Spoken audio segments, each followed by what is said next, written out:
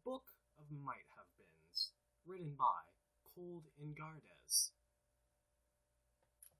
Have you ever wanted to just, set a book on fire? Twilight Sparkle asked Starlight Glimmer at breakfast one morning. Starlight considered her answer over a mouthful of soft, buttery pancake. As usual, she'd loaded it with maple syrup too, and she needed a swallow of milk to clear her mouth before answering. Like a specific book? Or any book? A specific book, Twilight said. She then clarified.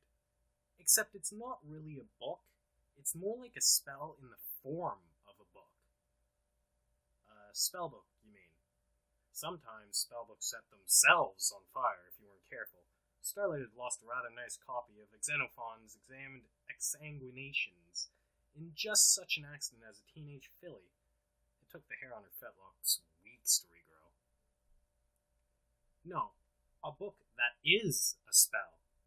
Twilight nudged her plate of pancakes morosely. She hadn't taken a single bite yet. Apparently, contemplating the fiery death of a book had stolen her appetite. A magical artifact that merely takes the shape of a book. Also, it doesn't work. So, it's a spell in the shape of a book, except it doesn't work. It sounds to me like you're describing a regular book. Starlight finished the last of her pancakes, and then, sensing that Twilight had no need for hers, reached out with her magic to grasp the princess's still full plate and slide it slowly across the table. They had whipped cream and blueberries on them, which Starlight wasn't thrilled about, viewing them as a dessert-like corruption of a breakfast staple. But she wasn't going to look a gift pancake in the mouth. Instead, she put it in her mouth. No, it's... Twilight frowned in thought. Then she looked across the table at her absconded pancakes and frowned harder. It does something, more than a book, but it's a failure at what it should do. Objects that fail to fulfill their purpose should be destroyed, Starlight said. She scraped the whipped cream and blueberries off the pancake, restoring it to its proper form, and took a bite. That is what the old Starlight Glimmer would say. New Glim says there's room for every pony, or, every book, no matter how imperfect they may be. So no, you should not burn this book. Is this, like a friendship lesson? No, it was a genuine question. Twilight stood. Her horn glowed, and a dollop of the scraped-away whipped cream on Starlight's plate left away, flowing across the table until the princess snapped it out of the air with her jaws. Her tongue flashed out, cleaning away the flecks that had escaped on her muzzle. Come on, I'll show you. The book was open to its middle atop a polished cedar lectern in Twilight's private library, the one attached to her bedroom that only friends were allowed to use. Since Starlight Glimmer was the only friend of Twilight's who had more than a passing interest in books, it was rare for any pony but her or Spike to set foot within its walls. She'd snuck Trixie in once just to prove the place existed, but aside from that passing moment of daring, it was only ever a place of study. And now, apparently, spellwork. Starlight trotted up to the lectern and peered down at the book. It was blank. She flipped all the way back to the beginning. Every page was empty. I found your problem, she said. It's supposed to have words in it. Ha! Twilight trotted up beside her. Her horn flashed and a quill appeared, yanked out of some pocket dimension where she kept an endless array of writing supplies. She offered the quill to Starlight. Here, write something in it. Starlight held the quill over the page. What? Anything. Fine. Starlight hummed quietly for a moment, considering, then lowered the quill's tip to the page. There once was a dragon who lived in a wagon. As soon as she made the final mark with her quill, the period at the end of the sentence, the world around her changed. Her sight vanished, replaced by darkness, and for a moment she floated weightless in space. She started to scream, but before she could draw the breath to do so, light and life returned to the universe. She stood in a wagon, cramped, packed with all the things a pony could own. Clothes in trunks, and shoes on racks, and a bed decorated with star and moon sheets, and pots and pans and fireworks and ratty books from distant lands. She started to turn and kicked over a stack of empty bottles, her horn tangled in a silver dream catcher. The door opened beside her, and she spun to see an enormous dragon far too large to fit into the wagon, larger than a house, squeezing its monstrous head through the opening, and all the belonging in its hoard were squished to the side as the wagon suddenly went from crowded to compactly airless. And for a moment, Starlight Glimmer was given to remember that diamonds are made when carbon is compressed.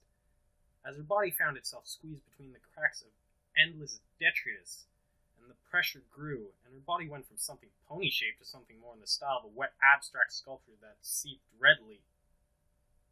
Starlight Glimmer gasped. She was back in the library, teetering on her hooves, still very much in one piece and pony-shaped. She stumbled away from the book, releasing the quill and letting it drift to the floor. Twilight caught the feather. She set it on the table beside the book. The word Starlight had just written there had already faded away, leaving only a blank waxweed vellum behind. Quick check. Nose, eyes, horn, ears, mane, legs, barrel, teeth, tail. All yes. Starlight let out a shuddering breath. What was that? Based on what you wrote, I'm guessing something about a dragon in a wagon. Also pretty disturbing from your reaction. Yeah, a little. Starlight gave her whole body a shake. What was it, though? Was that real? Oh no, Twilight shook her head. I don't know exactly what you saw, because that's unique to you. But I can tell you with absolute certainty that it was not real. Nothing this book shows is real. Starlight found the courage to approach the book again. Not even the scratchy indentations of her quill marks remained on the page. It was perfect and pristine. So, it's like just a fantasy generator? No, it's... Twilight tilted her head. It shows things that might have been true. I wanted to call it Sparkle's counterfactual simulacrum, but that's not quite alliterative enough. It needs some other title. Anyway, it shows different outcomes. I guess it tried to show you what happened if a dragon really did try to live in a wagon, but since that sounds impossible, it must have been weird. Little. Starlight glanced at the quill. Why, though? Why make it? Because haven't you ever wondered? Twilight's words took on a hint of zeal. Haven't you ever had an argument with someone about what might have happened? If Celestia had done more for Luna before she became Nightmare Moon, or if the princesses hadn't ignored Scorpan's warnings about Tyrek, or if the Crystal Empire before Sombra had adopted a market-based economy. Can you imagine? Every argument could be solved. We could just ask the book what might have happened and get an answer. Yeah, that sounds pretty neat, actually. She eyed the quill more thoughtfully now. So what's wrong with it? It doesn't work for any of those things. Twilight's muzzle wrinkled. It's not powerful enough to reach back across centuries or to consider what thousands of ponies might have done different. All it can do is show things related to the individual who writes in it, the different paths your life might have taken. Oh. Starlight considered that statement for a while. Eventually, she noticed Twilight was watching her, gauging her reaction. She cleared her throat. Still sounds like a success, just not the one you wanted. Twilight shook her head so hard her mane whipped about. No, think about it, Starlight. All it can ever show you is things that might have been. Maybe it shows that things turned out well for you, but what's more likely? That, or it shows you how much better things could have been. It shows you all the ways your mistakes could have gone different. All the better paths your life could have taken. It's like a magical regret generator. It serves no other purpose. Ah. Their earlier pancake conversation made sense now. So you want to destroy it? I think I do. Yes. Starlight reached out to touch the book. The pages were warm and soft. Something like a heartbeat vibrated beneath her hoof. Twilight raised an eyebrow. A pony could learn a lot from such a book, Starlight reasoned. And the more mistakes a pony had made, the more they could learn. Ergo, a pony who'd made every mistake could learn everything from It was a fountain of knowledge and power inverse to the wisdom and judgment of the pony writing in it. Perfect for her, in other words.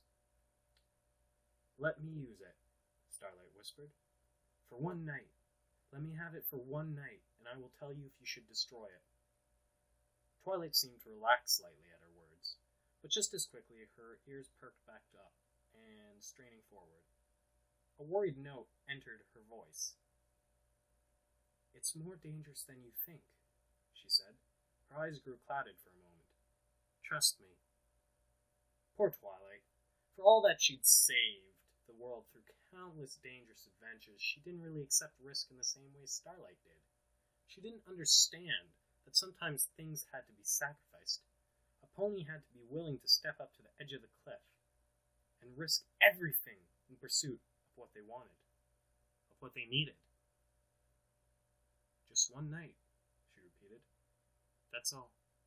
Starlight Glimmer sat atop the covers in her room.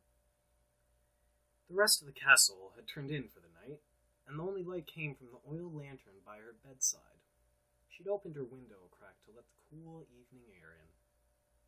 The book sat on the covers beside her. It was huge, hundreds of blank pages long, for no reason Starlight could understand. Wouldn't a single page have been enough?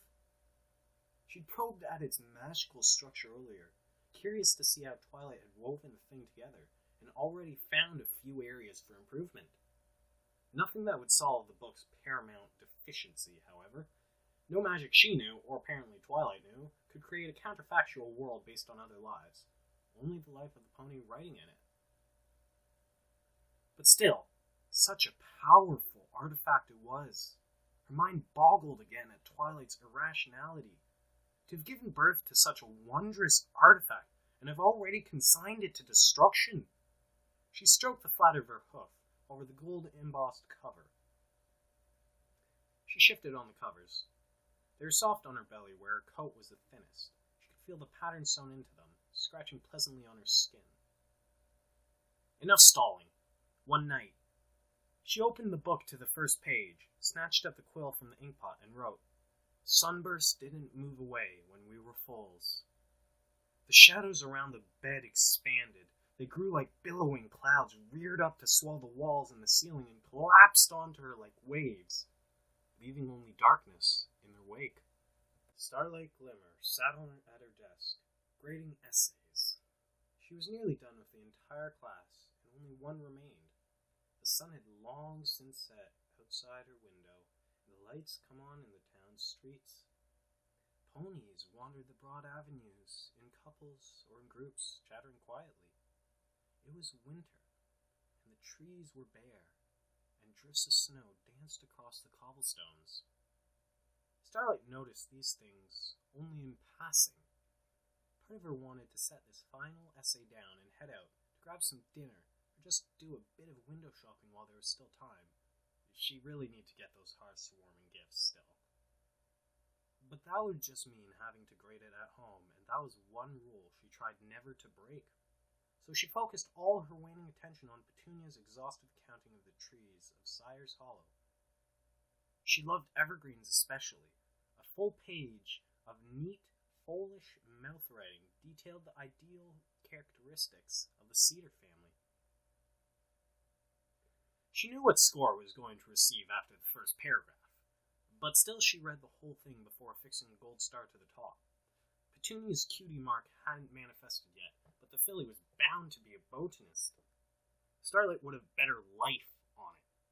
The task complete, she set the essay atop the pile of other essays, tidied up her desk, and locked up the schoolhouse for the night. Ponies greeted her on the streets. She was a popular mare, a teacher of their foals and magic tutor for the unicorns.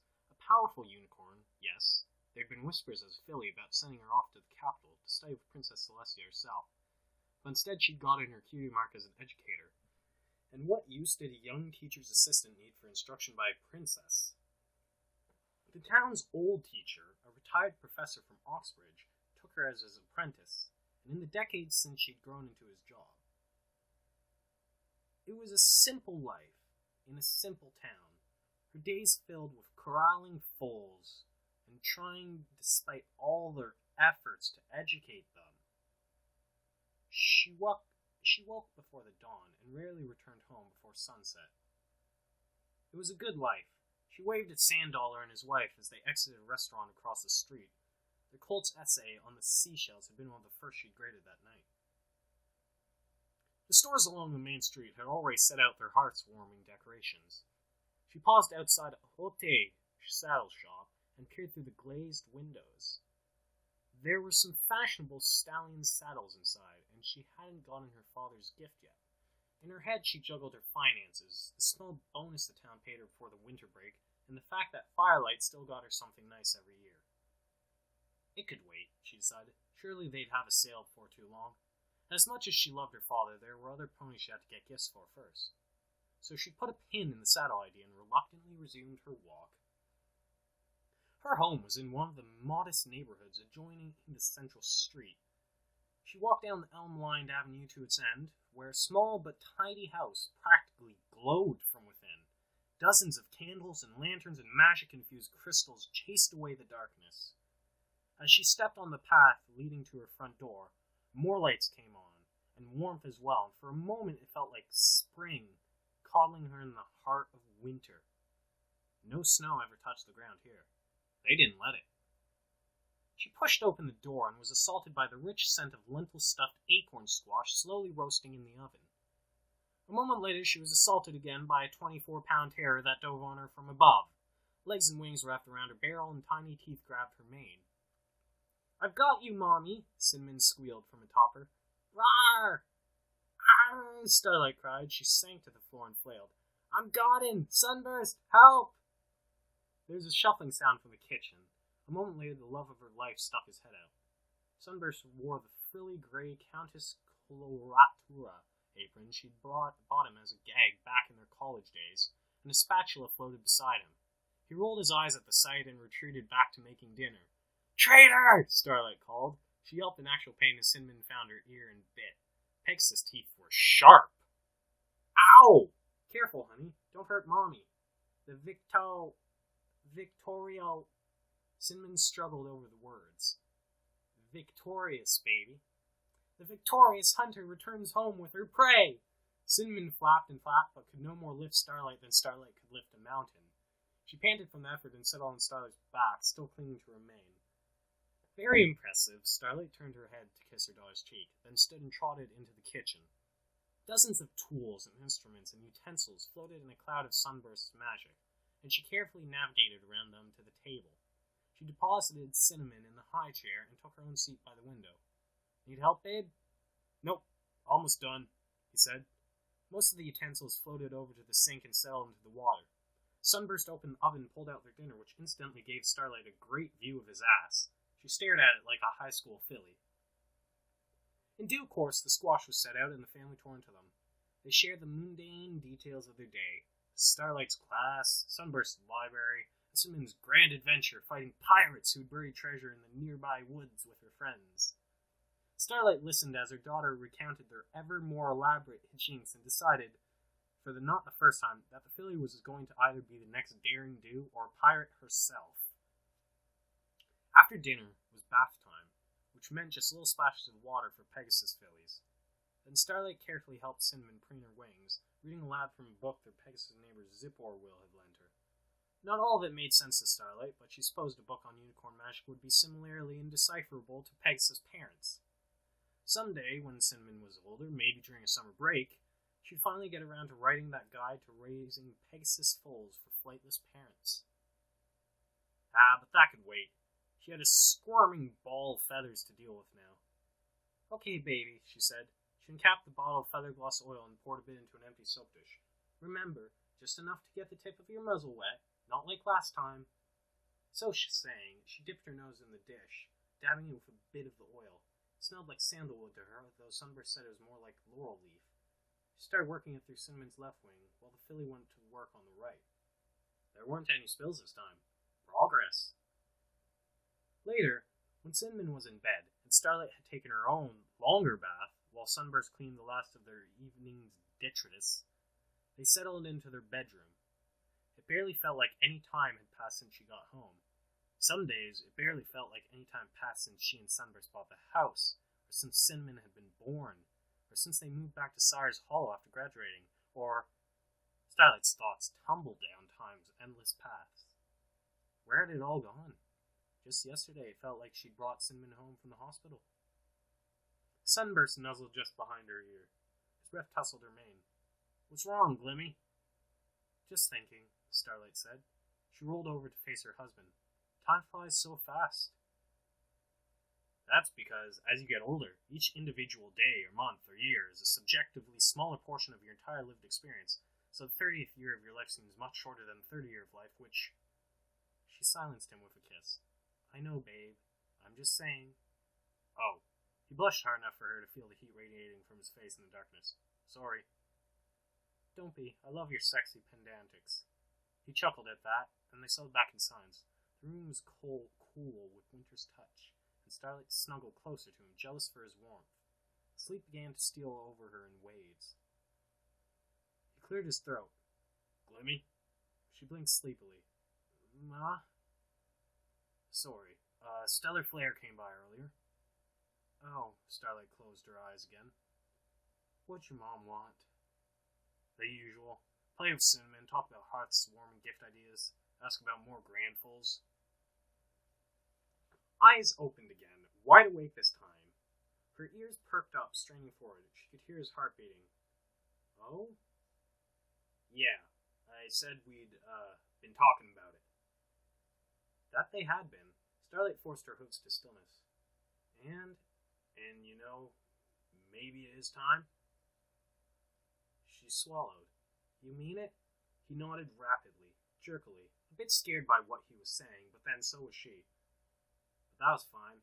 They could face their fears together. She lifted her muzzle for another kiss. It was a while before she got any sleep that night. Starlight Glimmer gasped for air. The muscles in her back spasmed, drawing her spine into a tight coil that bent her nearly in half. She stared helplessly up at the dark ceiling in her room in Twilight Sparkle's palace. The cold air chilled her sweaty coat. Her hooves scrambled for purchase. They slid on the smooth blankets, and she tumbled off the bed, landing on the hard crystal with her shoulder. A bright flash of pain disoriented her, and she cried out. The darkness blinded her, and for a long moment she could not tell the difference between her bedroom here and the fantasy bedroom conjured by the book. The false vision, the fake, faithless promise of what might have been. The lie, it told her. She stood, her chest heaving. Spittle dripped from her lips. She glared at the book, her confusion and pain replaced in an instant with an intense, burning rage. Her horn lid in the book floated before her. It would just take a thought, a passing wish, and nothing would remain but ashes. It would never deceive another pony again. You liar, she hissed. You! She flung it across the room. It struck the far wall with enough force to rattle the lamp on her bedside table. You lie! She screamed. The images paraded through her mind. She remembered flashes of things the book had never told her. Her marriage to Sunburst, the surprise when her daughter was born of Pegasus, her mother showing her the best way to nurse the little ball of feathers. 1,000 things that never happened.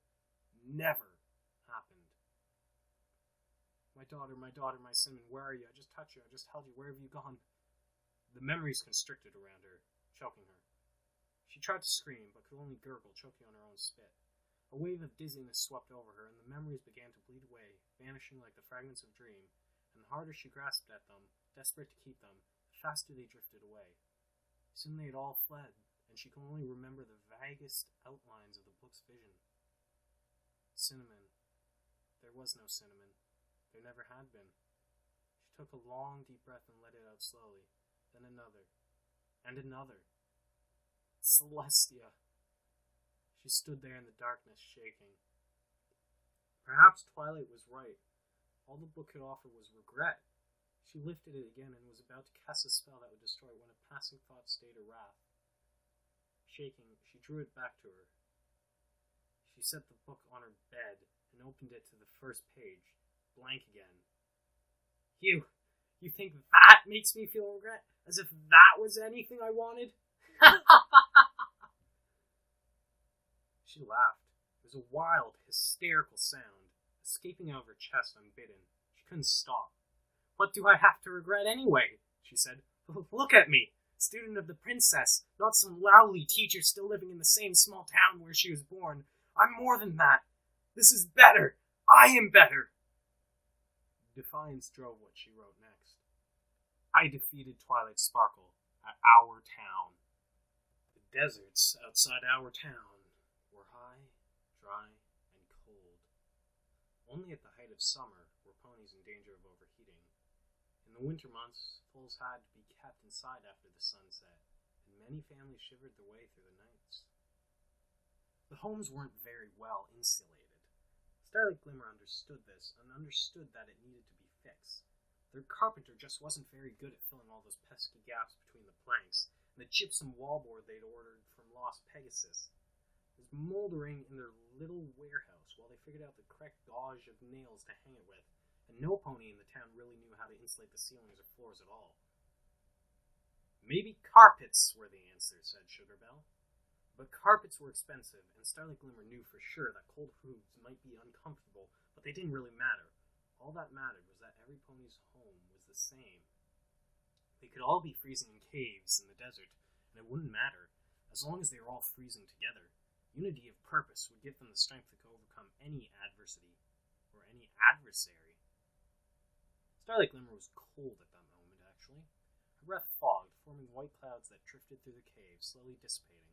The glow of this enslaved cutie marks filling the wall behind her lent the space an eerie, ghostly sense of menace. Normally, she loved to bathe in their light, but today she felt nothing but cold in here. You can't win. You know that, right? Quiet! Starlight snapped. You're hardly in any position to talk about winning. Princess Twilight Sparkle was a pathetic sight. Like every other pony Starlight freed from the march, she was going through a brief period of lassitude, characterized by exhaustion, loss of color, and shallow emotions. An untrained observer might call it despair. It would fade soon once she realized how joyous it was to be unshackled from the destiny, but for the next few days at least, the cutie mark withdrawal would leave her weaker than a kitten. She wasn't tied up. No need for ropes. Alicorn or no, Starlight could have held her down without even needing her magic. I don't know what you thought your little escape was going to accomplish, but it failed, she continued. You're one of us now. Once you accept that, you'll be happy again. Trying to resist will just prolong this period of suffering. Happy? Twilight chuckled. It was a lifeless, empty sound. He stole everything that makes me special. He stole everything that makes my friends special. You call that happiness? I do. You see, your problem is that you don't understand what happiness really is. Starlight paced around the cave, growing excited as she spoke. Ponies think happiness is a warm, fuzzy feeling that they get whenever something good happens to them. Contentment, or euphoria. But that's wrong, Twilight. That's just an emotion. Just the pleasure centers in your brain activating because they've received the correct chemicals. No, true happiness is not an emotion, but a state of being. When we do the right thing and act virtuously to bring about a better world, that decision, that action, is happiness. Even if you're living in squalor and poverty, you can still be happy if you do the right thing. And it's what you will feel soon, when you join our town and become a part of our great project, bringing about a new, egalitarian dawn for all of Equestria. Then you will be happy, Twilight. She ended in front of Twilight, their muzzles just inches apart. She was breathing hard. She always got worked up when she gave that speech. It roused a fire inside her, burning away doubt and cowardice. Every time she recruited a new pony and freed them, her own convictions were reborn. It was the best part of what she did. Better than any food, or wine, or drug, or sex. This feeling bringing a new pony into the fold. This was joy. Starlight Glimmer was happy. You're an idiot. Starlight flinched as if slapped. What? You heard me, Twilight said. She spoke slowly and evenly, without any heat or emotion in her voice. I don't think I've ever met a pony so deluded. I actually pity you. You! Starlight had to stop. Her belly spasmed in a guttural, humorless laugh. You pity me? Look at you. You have nothing. I've won, princess! You think you're happy? You think this is victory? Twilight looked around slowly. This is misery, Starlight. You're fooling yourself. Oh, and I do have something you don't. Starlight sneered. What? Those wings? You think being an alicorn makes you better than me? That's exactly the sort of unequal lie that I'm trying to destroy. No. As soft as Twilight's voice was, she interrupted Starlight effortlessly. I have friends. Friends who will never stop fighting for me. Not because I'm making them, or they're afraid of me, but because they love me. Do you have any pony like that, Starlight? What? The statement hit her like a punch to the stomach. I have friends. I have lots of friends. A whole town of friends. You have prisoners, slaves, and someday they'll rise up to overthrow you. Starlight snarled. They will never oppose me. We are all committed to this project. We've all sacrificed for it, more than you can imagine, and I won't let your stupid sentimentality put it at risk. Twilight rolled her shoulders. Her whole body slumped, weighed down by exhaustion and cutie mark her jaw. Everything but her eyes. They bored into Starlight's, and in them Starlight saw not just determination and resistance, but something far worse. Not scorn, not hate. Concern, pity, and love. Stop it, Starlight growled. Don't you dare look at me like that. It's not too late. I know you feel trapped here, Starlight, but it's never too late. Shut up! It's never too late to do the right thing. I know you don't really believe all that babble about happiness. I know what you're hiding there. Scared little filly who lost something doesn't know how. Shut up! Starlight's horn flared, burning with enough light to fill the cave like the sun. She lifted her captive into the air, squeezing her roughly. You know nothing about me! Twilight laughed. It was a weak, defeated sound, but still her eyes were filled with life. They reflected the light of Starlight's horn like jewels. Everything you do, everything you say, it just proves how wrong you are. Words gurgled out of Twilight's throat. You know it. Come with me, Starlight. I can help you. I've helped ponies who've made mistakes. No, she hadn't used that word. Any other insult Starlight might have abided, but to say that, to call into question everything about her great work, that was unforgivable. I have not made mistakes! Starlight's vision went red. She felt the blood singing in her veins. With every beat of her heart, the aura of her magic grew, until everything in the cave was either light or shadow. You don't understand! Starlight screamed at the dark, pitiful shape hanging before her. I am the hero here, not you! I am the one saving the world! I will... A loud crack cut through her rant.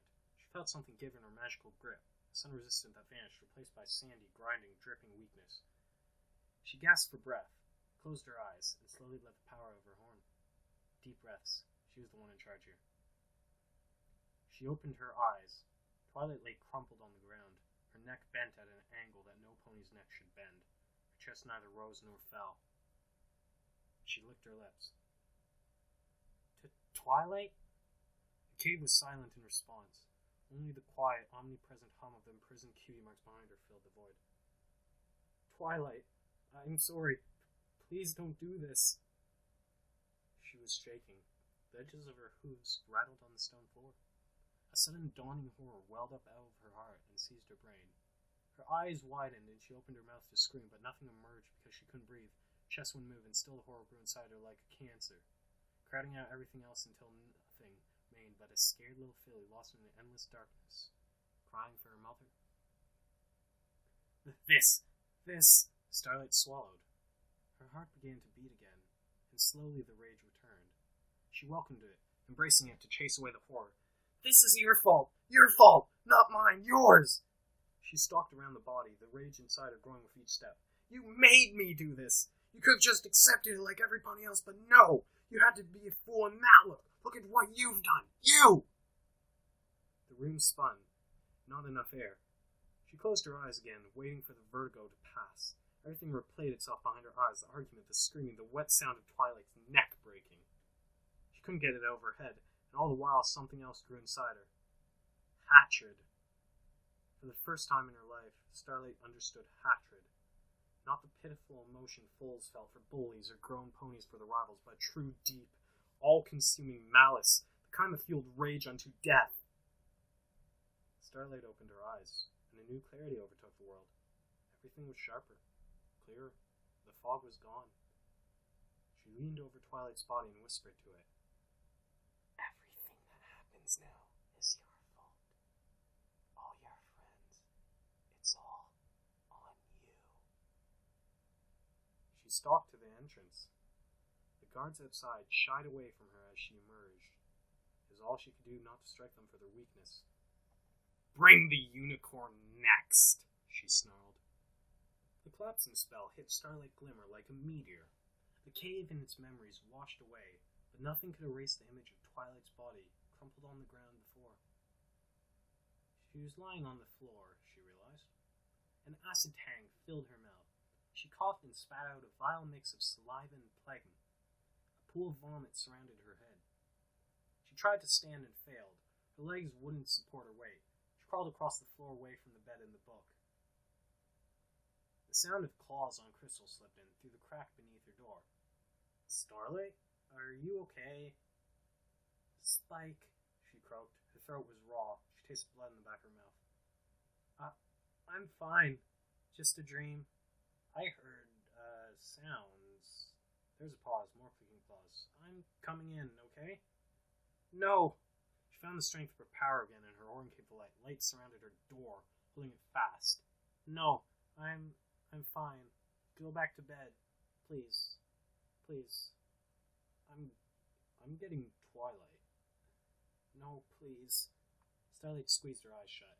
Tears flowed from them, hot and stinging. He didn't reply. A few minutes later, she heard the quiet clip-clop of hooves on crystal. Her lungs seized, and she curled into a tight ball, covering her face with her hooves. "Starlight?" Twilight's voice was dimmed by the thick door. "Spike, he said something was wrong. Can I come in?" No. No. Starlight curled up tighter. Every muscle constricted. Her jaw clenched and her teeth squealed. "Please don't. I can't look at you." "It's okay. You used the book, right? I don't know what it showed you, but it doesn't matter, Starlight. We're your friends, and we love you." "Stop, please," Starlight moaned. Every word was poison. She had done nothing to deserve such kindness. She poured more power into her horn, wrapping the magic around the door. The crystal began to vibrate from the force of her grip. "Spike got some water for you. Do you want some water? I'm just going to slide it in." Starlight felt Twilight's magic start to mingle with hers. It was a familiar sensation, as comfortable to her as her own skin of so many years as her student. But now she saw Twilight hanging in there in the cave again. The touch of her magic was like fire. "No!" She gripped the door with more force than she'd ever used before. The crystal sang, ringing like a bell, and then cracked full across his face with the sound of a cannon. It deafened her. In time, sound returned. She was standing now, panting, unable to hold her breath in her lungs for more than a second. The magic had faded, and nothing prevented Twilight from simply pushing open the door and walking through. "Okay." Twilight's soft voice came through, subdued, calming, the voice one used with a wounded animal. "Okay. And the book?" "The book." Starlight turned. It lay open on her bed, undisturbed by her tumble. The pages were blank again. She swallowed the lingering taste of vomit. "I need it still," she whispered. She walked back toward the bed and picked up the quill. "You've shown me the life I could have had," she mumbled. "You've shown me the evil I could have done. Please, please, please show me that I could have done something right. Show me that I can be good." She lowered the quill and wrote, "I said yes to Double Diamond." Starlight Glimmer could see our town from the cliffs around her magic cave. She could see her house, even. More specifically, she could see the wreckage of her house. The town ponies had done a rather thorough job on it, tearing through it and tossing most of her belongings out into the street. It looked like they were searching for something, or maybe they were just really upset. There had been that mob chasing her. More was in ruins than just her house. Everything was ruined, in fact. All her plans, the years of effort, the sacrifices she'd made, the life she'd built out there, scratched out of the unforgiving Badlands with nothing more than the force of her will and the unity she inspired in her followers. All gone. Just gone. Like dried leaves picked up by the wind and carried away. She ought to be more upset, but mostly She was just numb. An endless emptiness filled her gut. The strange beating pulse in her chest was some pony else's heart. The clatter of disturbed stones broke her reverie. She turned her head to see another pony scrambling up the rough path to the cave. An earth pony stallion with an icy mane and coat. He froze, seeing her, and then slowly walked toward the cliff and took a seat a few paces away. Traces of snow fell off his coat, forming a dusty white outline around his rump. "Come to push me off?" she asked. Double Diamond recoiled. "What? No, I thought you might be up here. I wanted to talk." "Oh, alright then." She made a little motion with her hoof to continue. We talked down there about what happened." He gestured down at the town below them in the distance. "A lot of ponies are upset." Yeah, she'd gotten that impression. Uh-huh. And, ponies want to know what you're going to do." "What?" She squinted at him. He fidgeted in place. "You know, like, what you're going to do. Now, I mean."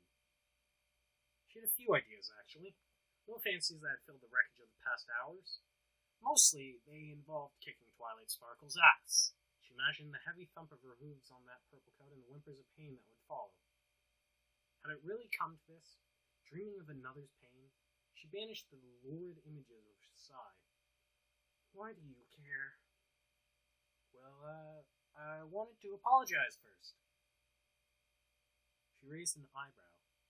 "You? For what?" "You know," he rubbed his forelegs together. His fat locks were grimy with ice. "Dumping all that snow on you while we were chasing you out of the village. That was dangerous and uncalled for, and I'm sorry." Inhale. Exhale. "It's fine," she lied. His shoulders slumped at her reply, and a little smile peeked out from the edges of his lips. "Really? Oh, okay. Good. Super good. So, next thing then. Are you going to stay?" She blinked. "Stay?" "Yeah.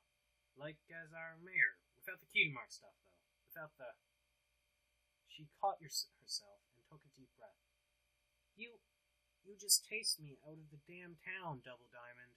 A mob chased me. Oh, and the cutie mark stuff was the whole point. You can't just forget it." "So that didn't work out too well, right? Like, I feel so much better now. I didn't even realize I was missing it before. It had been so long. But getting my mark back," he sighed. "It was like having a weight on your back for years. For so long you'd forgotten you were even bearing it. Every day it crushed you, grinding you into the dirt until you thought the dirt was where you belonged. Then one day, gone! And it felt like I could fly. It feels like I can fly, Starlight. All that stuff was wrong, but now it's right. Oh, and, sorry about that chasing you thing. The others are sorry about that too. We were kind of caught up in the moment." She closed her eyes. "It wasn't supposed to be like that. It was supposed to free every pony. If I'd just been able to finish it, every pony would have forgotten how terrible being different was, and then we could all be happy for once." He snorted. "I'm happier now, Starlight. I've never been this happy before. I never knew what happiness was until my mark came back to me." "That's not really happiness. That's just pleasure," she said. The rote words tasted like chalk. "True happiness is when ponies flourish and work to bring about a better world." "Yeah, well, maybe that's what we're doing now then, because I feel pretty happy." Happy. The universe was perverse in its tortures to make that word the source of so much pain. She felt it like a dagger in her heart. She closed her eyes. "I thought you believed. I thought of all of them, Double Diamond. I thought you were the one." He turned away. "We all make mistakes." Mistakes. Yeah. She bit her lip until she tasted blood. The pain, real pain, not the weak, false emotional pain running wild in her breast. "You want to know what I'm going to do?"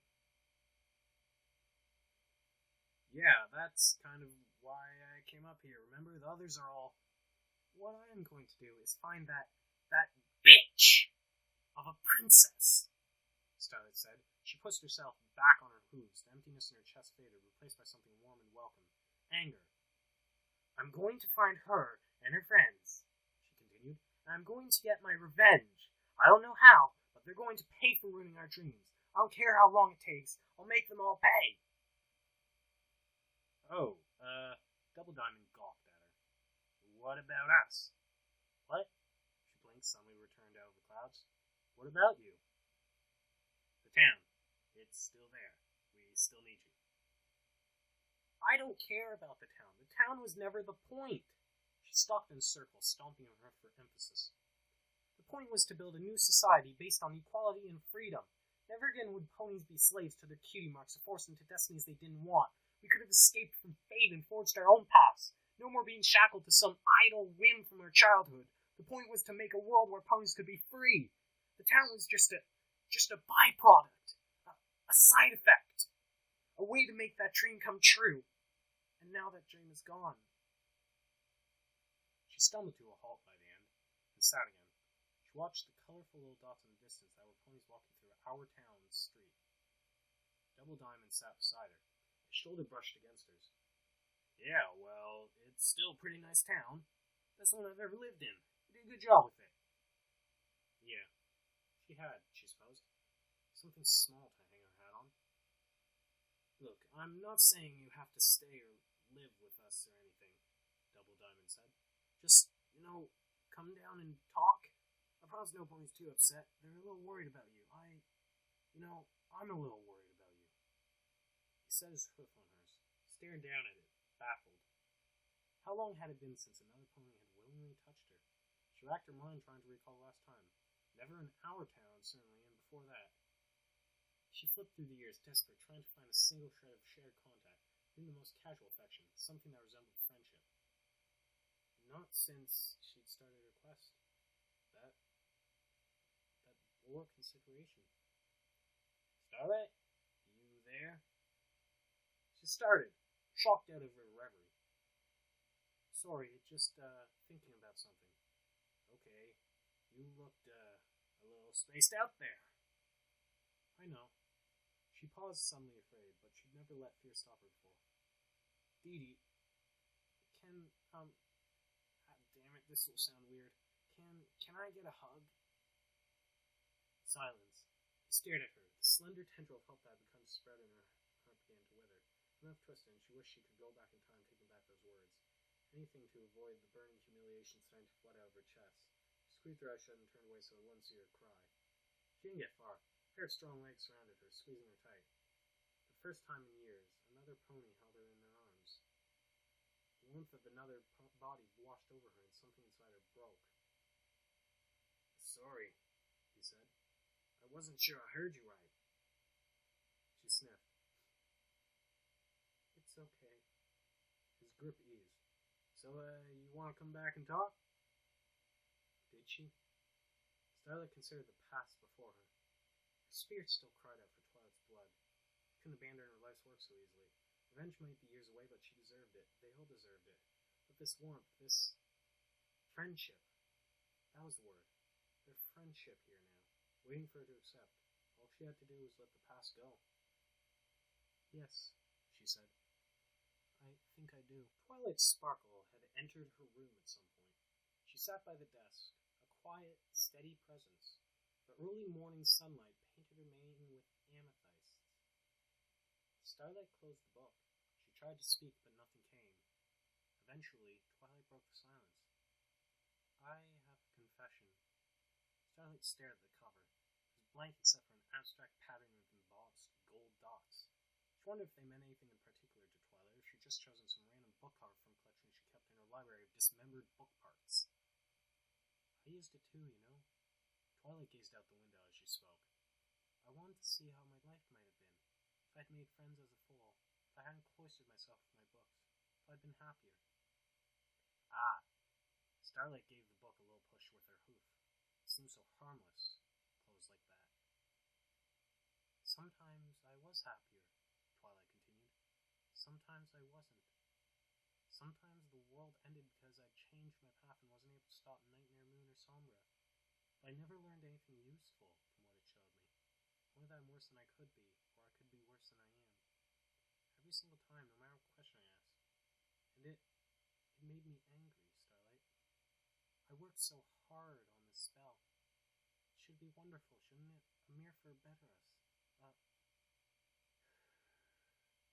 Twilight exhaled suddenly, as though her chest had spasmed.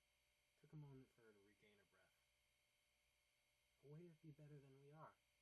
So I thought, maybe it will be different for another pony. Maybe it would work for them. For you. Ah. Starlight shook her head. Twilight closed her eyes and tipped her head, resting on the windowsill. Then I hurt you for nothing. Just a vain fantasy. I'm sorry. I'm so sorry. Starlight licked her lips. They tasted foul, bitter, tinged with hours-old vomit. She worked her sore throat until it yielded enough to croak. Twilight? Twilight's ears perked. Yes? Starlight swallowed. Her voice was a ragged whisper and would be for days. Can I get a hug? Twilight moved without hesitation. She jumped over the bed between them, wings flared out for balance, wrapped Starlight in the gentlest, kindest, most welcome hug she'd ever known. Starlight inhaled Twilight's scent, the lavender shampoo she always used. Her own coat stank of sweat and worse, she knew. Twilight never pulled away. Friends? Starlight croaked. Best friends. Twilight squeezed her tighter for just a moment. Hey, want some breakfast? I bet Spike will make pancakes again if we ask nice. Starlight nodded. She glanced back at the bed. And the book? We'll figure it out later. Come on. And they left behind what might have been, and went to start their day. Hey guys, Pokédexter here, and well, that was the Book of Might Have Been by Cold Ingardes. Now, I know this is my first reading, so this wasn't the greatest that I could have made, and there's probably a little background noise because my stupid computer fan won't stop running. But, I hope you enjoyed it anyway.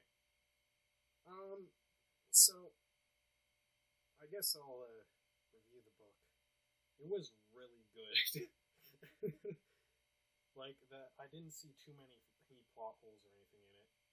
And it wasn't a cliche ending or anything. And I suck at reviews, so I won't be saying much. But, I just found it really, meaningful, you know? There's a lesson in this fanfic that basically speaks to me. And it speaks to me not to hope for something better, or something that you think might be better, because it might actually be worse, and that's something that no one wants. But this was one of the better novels I read, and yes, I did favorite it on Fanfiction. And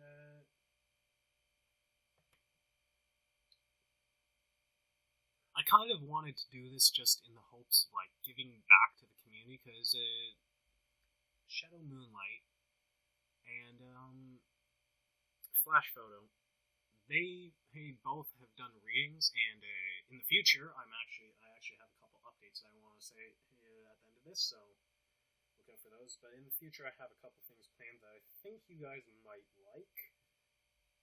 Anyway, I wanted to give a thank you to Shadow Moonlight and Flash Photo for reading my fanfics. I didn't have much confidence in them, and I just hope that Cold Ingardes, that you are watching this. I will provide a link in your profile, also you can go see it once I have it uploaded, edited, posted, and oh my god, it's late at night. Yeah, I've been recording this stuff since 11, maybe 10:30, and it is now midnight. I'm tired. But I want to get this done because I haven't uploaded it in a while, and yeah, just so you know, those uhs and hums, I tried my best as to put those in, and some sound effects, just so that I could make the reading a better experience, but I'm not sure it worked. So,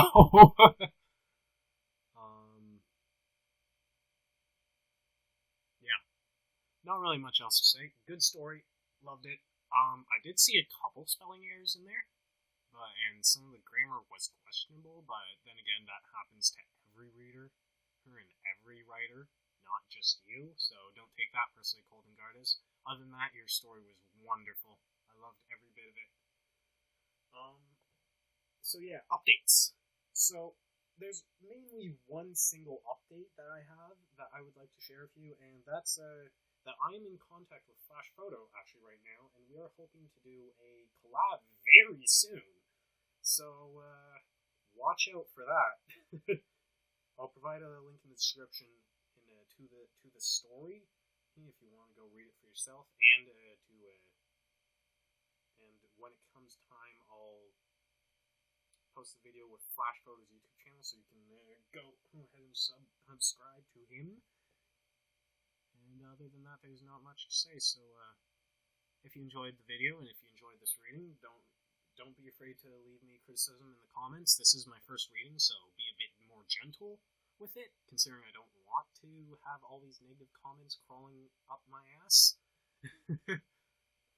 So yeah. If you enjoyed the video, please leave a comment, like, subscribe below.